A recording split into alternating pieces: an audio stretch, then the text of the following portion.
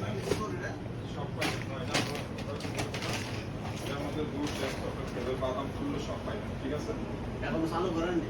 চালু আল্লাহ কালকে বিকালে করবো। আর হাই হাই হ্যালো গাইস, আপনাদের কেমন লাগছে আমাদের দোকানটা একটু বলবেন। কোনো অফার টফার আছে না? আমাদের এই কমরউদ্দিন ভাই আমাদের এই দোকানটা